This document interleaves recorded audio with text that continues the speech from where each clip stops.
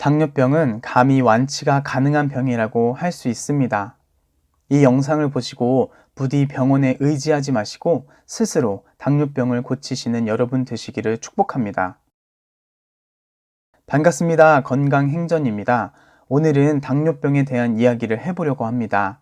오늘날에 많은 분들이 당뇨병 혹은 당뇨 전 단계 진단을 받고 병원에서 관리받고 있으신 분들이 많은데요. 당뇨병이란 쉽게 말해서 식습관과 생활습관으로 인해 생기는 혈당이 처리가 안 되는 병입니다. 평소에 필요 이상의 혈당이 몸속을 돌아다녀 그로 인해 생기는 여러 합병증을 흔히 당뇨병이다 라고 이야기합니다. 병원에서는 평생 약을 먹어야 한다고 이야기하기도 하고, 많은 분들도 이 당뇨병은 평생 관리할 뿐이지 고치지 못한다 라고 알고 계시는데요. 저는 충분히 고칠 수 있는 병이다 라고 생각합니다. 하지만 전제 조건이 있습니다. 바로 누가 고쳐주는 게 아니라 내가 고쳐야 한다입니다.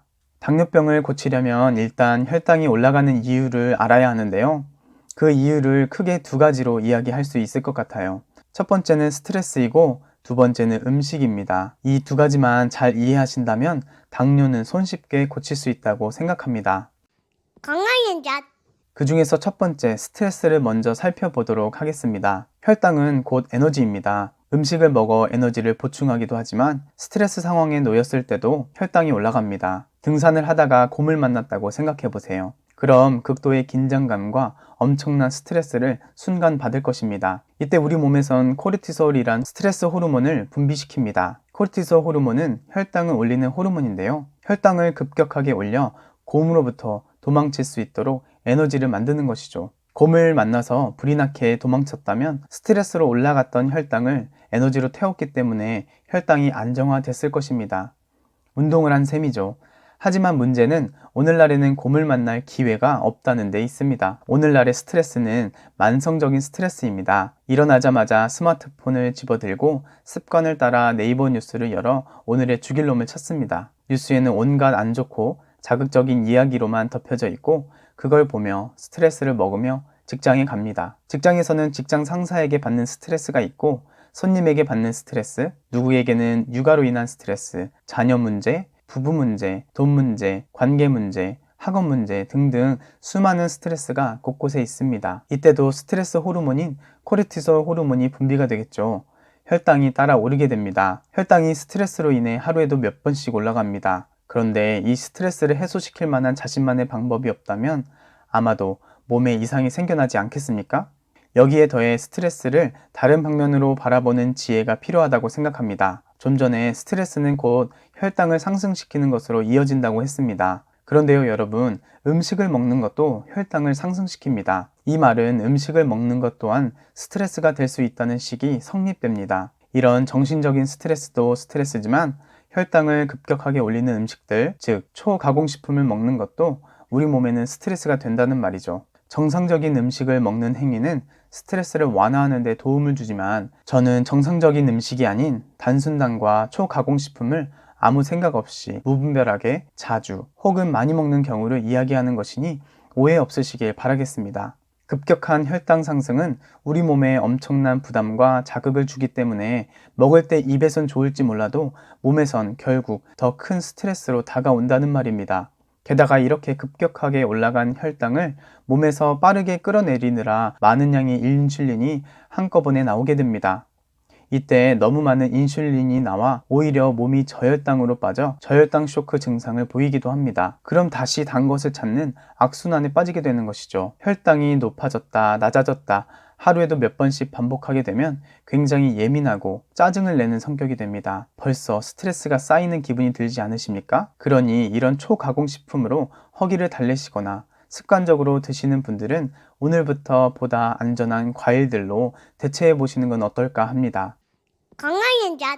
그뿐 아니라 잠을 잘 못 자는 행동 역시 스트레스에 해당합니다. 잠이 부족하면 우리 몸에선 수많은 호르몬의 불균형이 오게 되는데요. 대표적으로 코르티솔 호르몬의 상승으로 이어집니다. 이는 곧 혈당 상승으로 이어지게 됩니다. 단지 잠이 조금 부족할 뿐인데 하루 종일 혈당 수치가 높아진다는 말입니다. 거기에 더해 수면 부족은 인슐린 분비와 대사에 악영향을 끼치게 됩니다. 이것들만으로도 수면 부족과 당뇨병의 상관관계가 깊다는 걸 알 수 있는데요. 그뿐 아니라 그렐린이란 공복 호르몬의 수치도 상승해서 평소 충분하게 잠을 잤을 때보다 더 많은 양의 음식을 먹게 되기도 합니다. 게다가 몸을 치유하고 복구하는 성장 호르몬 또한 잠자는 동안 가장 많이 분비가 됩니다. 이렇듯 당뇨병에 걸리는 다양한 스트레스가 존재합니다. 이러한 원인들을 알고 혹 고칠 부분은 없는지 알아야 한다고 생각합니다.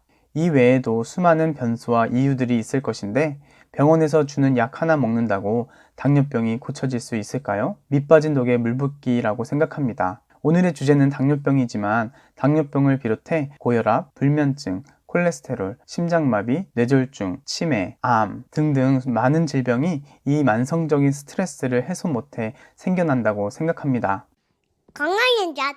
혈당이 올라가는 두 번째 이유인 음식을 살펴보겠습니다. 우리가 먹는 음식으로 인해 혈당이 올라가는데요. 모든 음식이 같은 혈당을 올리는 것이 아닙니다. 모든 음식이 같은 영양소를 가지고 있는 것도 아닙니다. 어떤 음식을 먹으면 혈당을 많이 올리고 어떤 음식을 먹으면 혈당을 조금만 올리기도 합니다. 어떤 음식에는 영양소가 풍부하게 들어있고 어떤 음식에는 영양소는커녕 몸에 해로운 물질만 들어있기도 합니다. 대표적으로 혈당을 많이 올리는 음식으로는 무엇이 있을까요? 바로 초가공식품들입니다. 우리 눈에, 우리 입맛에 좋게 만든 보암직하고 먹음직스러워 보이는 음식들이지만 우리 몸을 힘들게 하는 초가공식품들은 대체로 혈당을 급격하게 올리는 식품들 밖에는 없습니다. 비타민과 미네랄 같은 영양소는 물론 없을 확률이 높습니다. 인공적으로 만든 비타민을 넣어놓고는 비타민 함유 라는 문구를 적어놓고 장사를 합니다. 이런 음식들은 혈당을 급격하게 올리는 정제당, 정제탄수화물이 지방, 나트륨과 한데 어우러져 환상의 맛을 우리에게 선사합니다. 맛은 물론이거니와 먹는 걸 멈출 수 없도록 하는 제품들이 여기저기서 우리를 노려보고 있습니다. 게다가 보암직하게 만드는 온갖 색소와 방부제, 인공 감미료 등등 우리 몸에 결코 좋을 수 없는 것들도 우리 몸에 들어오게 됩니다. 혈당이 급격하게 올라갑니다. 하지만 멈출 수 없습니다. 여러분, 설탕, 즉 탄수화물이 몸에 안 좋을까요?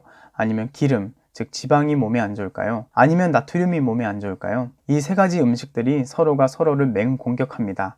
설탕이 나쁘다, 지방이 나쁘다, 아니다, 나트륨 너다, 이렇게요. 하지만 설탕만 주고 먹으라고 하면 얼마 못 먹습니다. 혹은 기름, 즉 지방만 주고 먹으라고 하면 얼마 못 먹습니다. 또 소금, 나트륨만 주고 먹으라고 하면 얼마 먹지 못합니다. 하지만 이 셋을 환상의 조합으로 섞어 놓으면 멈출 수 없이 계속 먹게 됩니다. 쥐를 가지고 한 실험에도 한 곳에는 설탕을, 한 곳에는 지방을, 한 곳에는 소금을, 그리고 마지막 한 곳에는 이 셋을 섞은 물을 갖다 놓고 관찰한 결과 설탕도, 지방도, 소금도 쥐들을 중독시키지 못했지만 이 셋을 적절하게 섞어 놓은 음식은 미친 듯이 먹었다고 합니다. 식품업계는 이 셋을 환상의 비율로 섞습니다. 섞을 때 우리 입에 매우 자극적이고 매력적인 맛이 생겨나기 때문이죠. 대표적으로 감자튀김이 있습니다. 탄수화물인 감자를 지방인 기름에 넣어 튀기고 그 위에 나트륨인 소금을 뿌리죠. 다른 건 어떨까요? 과자, 빵, 치킨, 피자, 짜장면, 이것들은 다를까요? 똑같습니다. 탄수화물 베이스에 기름으로 튀기던 버터를 넣고 굽던 지방이 들어갑니다. 거기에 짠맛을 내는 어떤 것이든 넣게 됩니다. 정제소금이든 베이컨이든 간장이든 어떤 것이든지요. 식품업계를 비난할 생각은 없습니다. 그들은 그들이 할 일을 하는 것 뿐이니까요. 우리가 이러한 것들에 길들여지지 않는 지식과 지혜가 필요하다고 생각합니다. 어렵다고 생각하시나요? 저 건강행전이 있으니 너무 걱정하지 마시기 건강한 잣.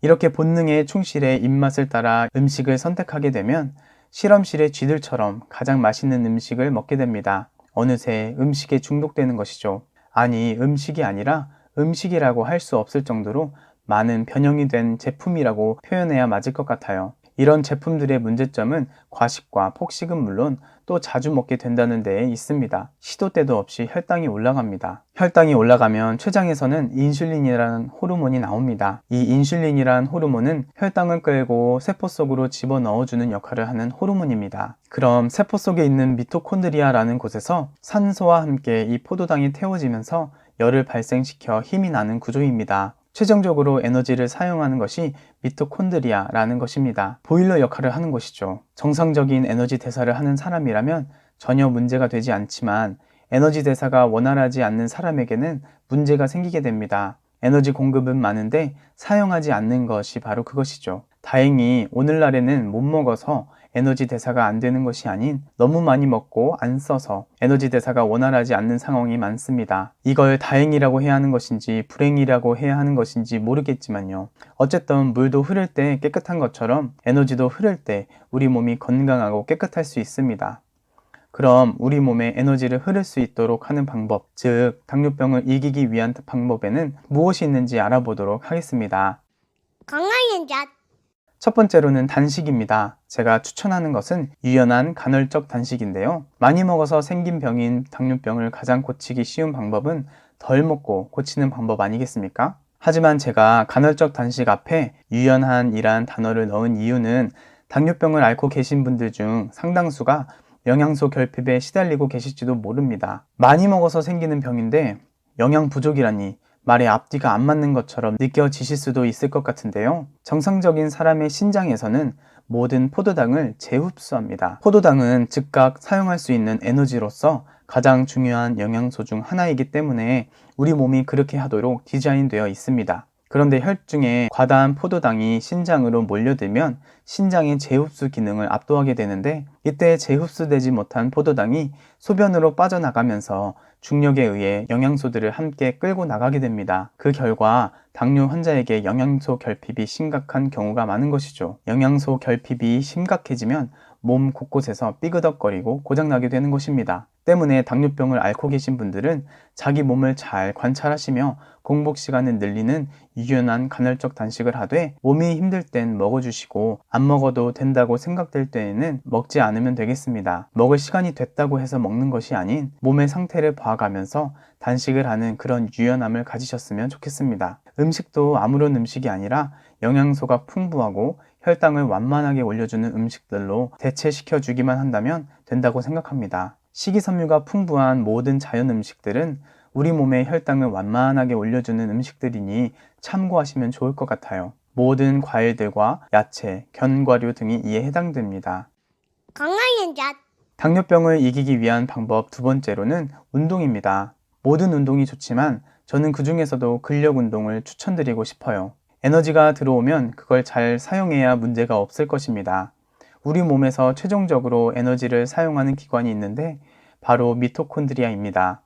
세포 속에 존재하는 미토콘드리아는 포도당과 산소를 태워 열을 내는 보일러 역할을 하는 세포 소기관입니다. 미토콘드리아가 많으면 포도당을 빠르게 처리할 수가 있는 것이죠. 그러니 이 미토콘드리아가 많으면 많을수록 혈당을 빠르게 연소시킬 수 있습니다. 당뇨병에는 정말 중요한 것이라고 할 수 있죠. 미토콘드리아는 자체 DNA를 가지고 있습니다. 그래서 독립적으로 분열하고 새로운 미토콘드리아를 생성할 수 있습니다. 쉬운 말로 운동을 하면 미토콘드리아가 더 많아진다는 말입니다. 포도당을 태우는 소각장이 많아진다라는 말이죠. 게다가 포도당을 근육의 글리코겐이라는 형태로 1차 저장을 하게 되어 있습니다. 근력 운동을 하게 되면 이 포도당을 저장하는 저장 창고가 커진다는 의미이죠. 즉, 내 몸이 포도당을 처리하고 저장시킬 수 있는 몸이 된다는 말입니다. 스스로 포도당을 관리 및 컨트롤하는 몸이 된다는 말입니다. 이는 당뇨병을 개선시키는 강력한 방법이니 오늘부터 근력 운동을 조금씩 해보시는 건 어떨까요? 건강한 자. 당뇨병을 이기기 위한 방법 세 번째로는 저탄고지입니다. 탄수화물을 줄이고 지방을 늘리는 식이요법인데요. 포도당은 탄수화물에 많이 들어있습니다. 때문에 탄수화물을 줄이는 게 중요합니다. 반대로 지방은 포도당을 가장 적게 올리는 영양소이기 때문에 지방이 든 음식을 충분히 먹어주는 것입니다. 우리 몸에는 포도당만이 유일한 에너지원이 아닙니다. 케톤이라고 하는 에너지원도 있는데요. 이 케톤은 지방을 분해해서 생기는 에너지원입니다. 포도당보다는 사용하는 메커니즘이 복잡해서 우리 몸은 케톤보다는 포도당을 우선적으로 사용하는 걸 선호합니다. 포도당이란 연료가 다 떨어지면 그제서야 비로소 케톤을 사용하게 됩니다. 그렇기 때문에 포도당이 많이 들어있는 탄수화물 음식을 먹고 또 먹는다면 우리 몸은 상대적으로 사용하기 복잡한 지방을 케톤으로 변환시켜 사용할 필요성을 못 느끼게 됩니다. 케톤이 에너지 대사에 활용될 때 포도당이 연소될 때보다 비교적 깨끗한 연소를 하므로 우리 몸에 남기는 부산물, 즉 이산화탄소의 양 또한 적고 깨끗합니다. 포도당이 휘발유라면 케톤은 친환경 에너지라고 할 수 있습니다. 혈당에 큰 반응을 줄여주기 때문에 저탄고지는 염증 반응을 줄여주고 인슐린 민감성을 개선하는 데 도움이 되는 식단인 것입니다. 잠에 들기 위해 우리 몸에선 혈당 수치를 낮춰 숙면에 취할 준비를 합니다. 잠자는 시간으로 전후, 즉 자기 전과 일어나고 아침 시간을 활용해 간헐적 단식을 하면 빠르게 케톤 대사를 하는 몸으로 들어갈 수 있습니다. 살도 빼주고 인슐린 민감성도 높여주는 식단인 것이죠. 저탄고지 식단은 고기를 많이 먹는 식단이 절대로 아닙니다. 정제 탄수화물을 먼저 줄이고 그 자리를 건강한 지방으로 채우는 식단임을 명심하시고 야채, 견과류, 아보카도 같은 비교적 지방이 많이 들어있는 음식들로 채워나가시면 좋겠습니다. 건강한 잣. 당뇨병을 이기기 위한 방법 네 번째로는 웃음입니다. 웃을 일이 없다는 분들의 한숨 소리가 여기까지 들리는 것 같은데요. 웃을 일이 없어도 가짜로 얼굴을 활짝 피고 박수를 치며 깔깔깔 웃는 척 해보셔도 같은 효과가 나타난다고 합니다. 이 웃음은 양약과도 같은데요. 스트레스 완화에 가장 좋은 것이 바로 이 웃음입니다. 웃을 때는 행복 호르몬으로 불리는 엔돌핀을 비롯해 세로토닌과 도파민 호르몬의 분비가 되고 또 호흡과 관련된 에오로필린이란 호르몬이 웃음과 함께 나와 호흡이 활발해지면서 호흡이 안정됩니다. 이는 체내 산소 공급과 신진대사에 긍정적인 영향을 미칠 수 있습니다. 그리고 스트레스 호르몬인 코르티솔 호르몬의 분비를 감소시켜주며 면역 시스템을 활성화시켜 몸의 면역력을 높여주기도 합니다. 돈 한 푼 안 들이고 몸을 건강케 할 수 있는데 안 할 이유가 무엇이 있겠습니까? 건강한 잣.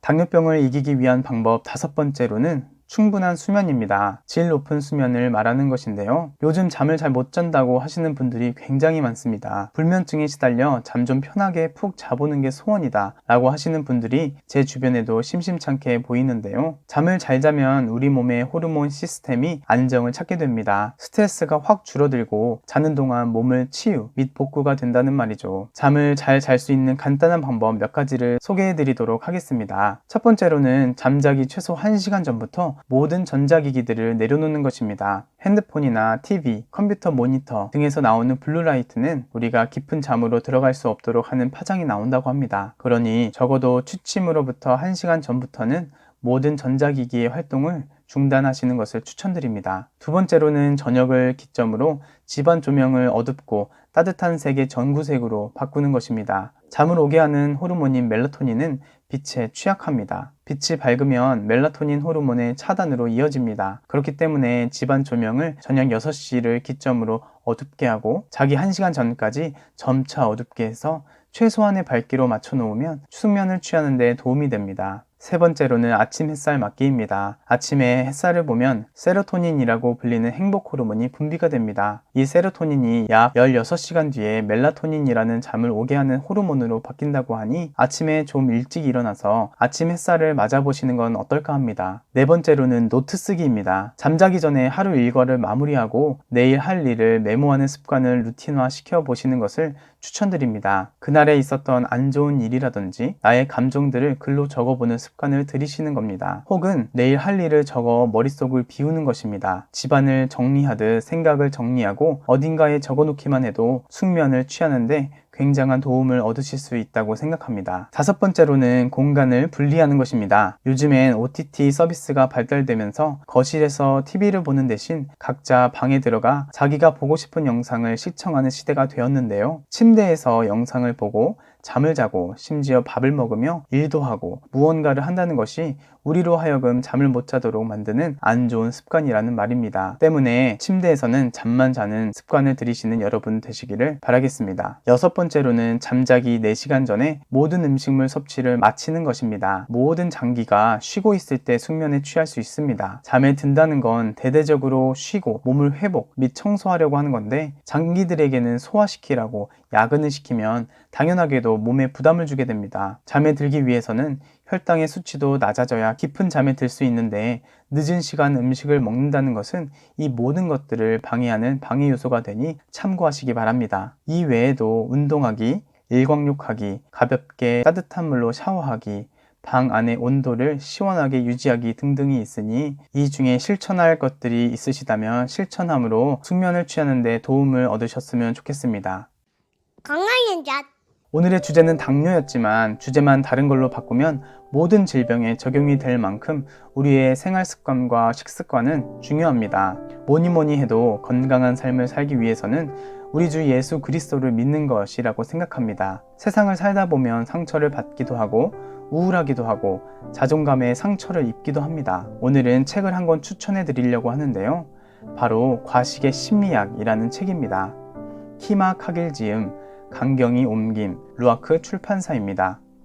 이 책의 저자 키마 카길 교수는 이 책을 통해 인간의 소비 심리와 과식을 연결시켜 자본주의와 식품산업 또 제약산업의 문제점을 지적합니다. 92페이지에 이렇게 적혀 있습니다. 브랜드 신발과 옷, 그리고 값비싼 전자제품이 사회적 소속감을 제공한다면 브랜드 음식은 그런 소속감을 훨씬 싸고 쉽게 경험할 수 있도록 해주는 상징이다. 그리고 이어 다음 페이지에서는 정크푸드를 사먹는 단순한 탐닉이 소속감을 값싸게 경험하는 메커니즘이 된다. 식품산업은 이런 점을 이용해 행복한 삶에 빠르고 쉽게 접근할 수 있다고 광고한다. 라고 이야기하며 인간의 심리를 식품산업이 어떻게 이용하는지를 고발하고 있습니다. 또 모든 인간들에게 있는 자신만의 특별함을 드러내고 강조하고자 소비하는 소비주의 문화를 지적합니다. 특별한 물건, 명품 브랜드, 혹은 쉽게 접할 수 없는 음식을 사먹는 행위를 자신의 지위와 정체성을 나타내는 표지로 사용한다는 것이죠. 이를 과시적 소비라고 부르는데 저는 이것들이 일그러진 정체성 혹은 낮은 자존감으로 극대화된다고 생각합니다. 일그러진 정체성과 낮은 자존감을 회복하는 방법은 하나님을 인격적으로 만나고 하나님의 사명과 부르심을 찾는 자에게 주어진다고 생각합니다. 헛된 것들로부터의 자유가 주어지고 진정한 삶이 시작되는 것이죠. 명성과 지위, 돈, 권력 등이 나의 정체성을 나누는 척도가 아닌 하나님이 불러주신 그대로 진정한 나의 정체성을 회복하는 것, 즉 하나님께 나아가는 삶, 성령 충만으로 사는 삶, 하늘의 것을 이 땅 가운데 펼쳐 보이는 삶이라고 생각합니다. 거창하게 말했지만 기도하는 삶이라고 할 수 있습니다. 예수님을 만나고 기도하는 삶, 이것이 생명과 건강에 밀접한 관계가 있습니다. 이 영상을 보시는 모든 분들이 기쁨으로 하나님과 동행하는 하루하루 사시길 바라겠습니다. 이상 건강행전이었습니다. 고맙습니다.